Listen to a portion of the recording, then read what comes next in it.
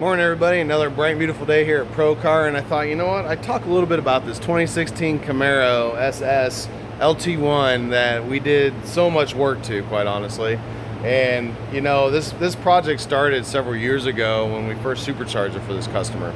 You saw some videos of what the result was, now twin turbocharging it.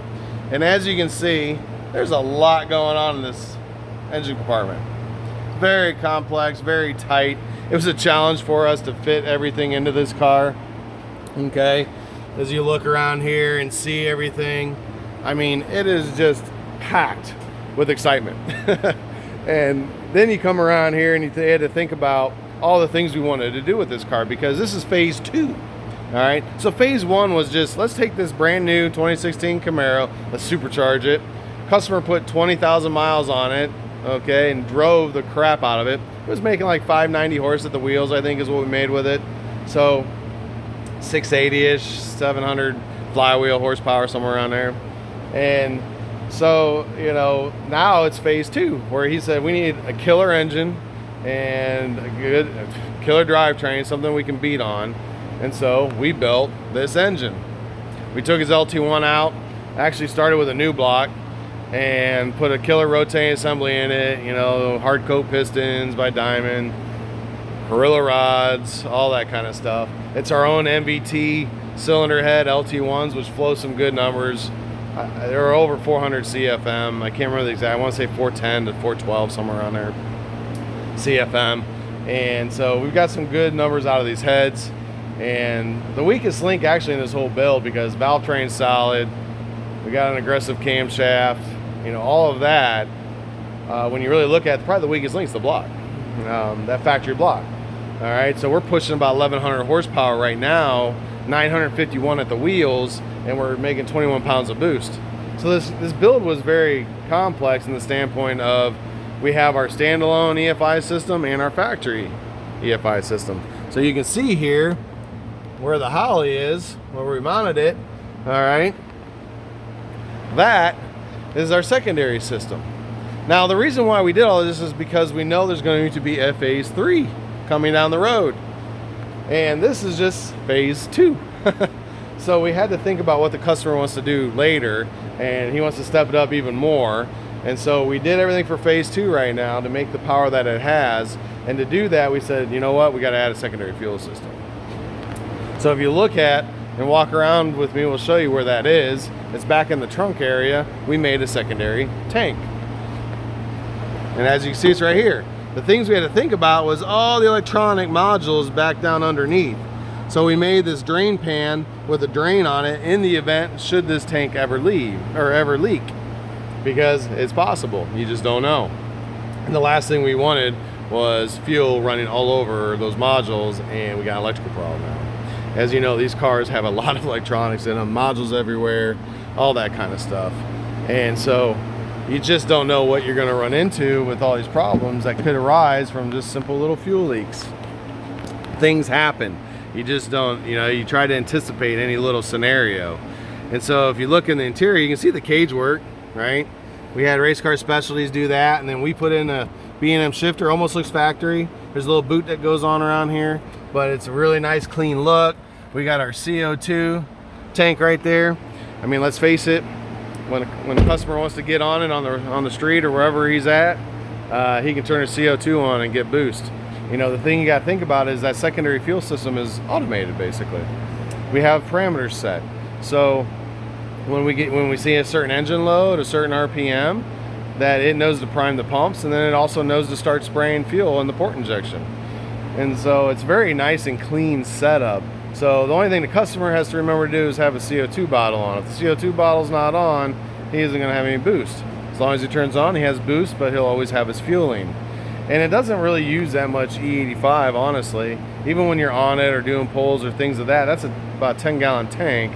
So it lasts quite a while.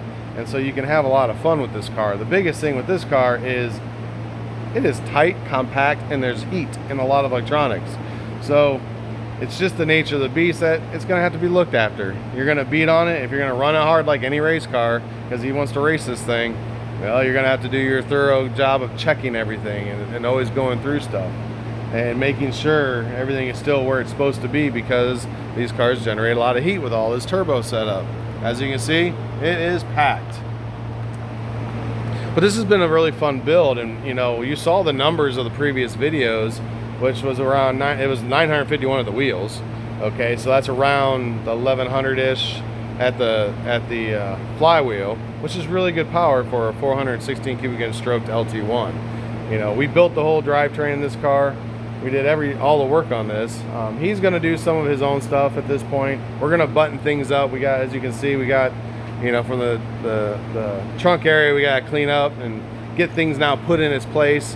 You know, we didn't want to close everything up until we got it on the dyno. That's why you saw the front end was off of it, because we want to make sure everything works before we do all the final button up on everything, you know, charge the AC, all that kind of stuff, because hey, we want to make sure it all works first. In case we got to fix something, we can do it quickly.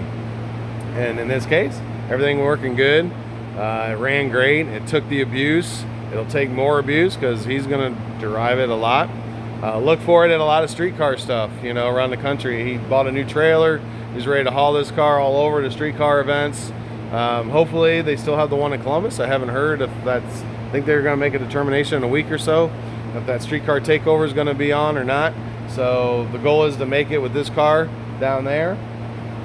And that'll be exciting to see, because obviously all the rest of the tuning now we got the CO2 boost control, the bump, everything's set up in this car. Now the key to this car is track. So everything will now from here on out will be done at the track to dial in the system, get everything working really good. The Holly is looking at all the same stuff, that actually the majority of the same things, a lot of the same things I should say, on the engine side, and also some of the other wheel speed stuff, but it's looking at all the data too. So we got data both on the OEM and we get data both on the Holly. So the OEM really, as far as that goes, tuning and calibration wise, is done. The Holly's doing all the ignition. All right, the factory stuff is just doing the direct injection, and that part's done, tuned and dialed in well, so we shouldn't have to worry about or touch that. So with the Holly system, it makes it really easy at the track. Now we can go to the track and we can do our logs, do our tuning, set up our boost control, play with our traction control, get all that thing functioning right. So we're just doing that, which makes it a lot simpler, a lot more fun, and it'll be a fun car at the track for sure. Can't wait to get it out there, but really fun project. Definitely had its challenges, you know. Now that we know how now this is the first one we've integrated a secondary control system into, and so now that we've done all that, we look forward to doing more of them. So if you're looking to make some real power, you want to make 1100-1200 horsepower at the flywheel with these things, it can be done. Okay, 1100, we can do that comfortably. Like I said, the weakest link though is the block area. Clearly the LS market is still a dominating market, but when you want to get into these complex cars, you love these Camaros or the Corvettes, give us a call, because we can work with you and figure out and make it all work and give you some power and have some fun. So that's it on this 2016 Camaro. I just thought I'd kind of walk around, show you some of the things we did, talk a little bit about it. It's easy to see posts, but now you got a real look at it. And as you can see, it is packed all full of goodness. Talk to you later. Take care. Bye-bye.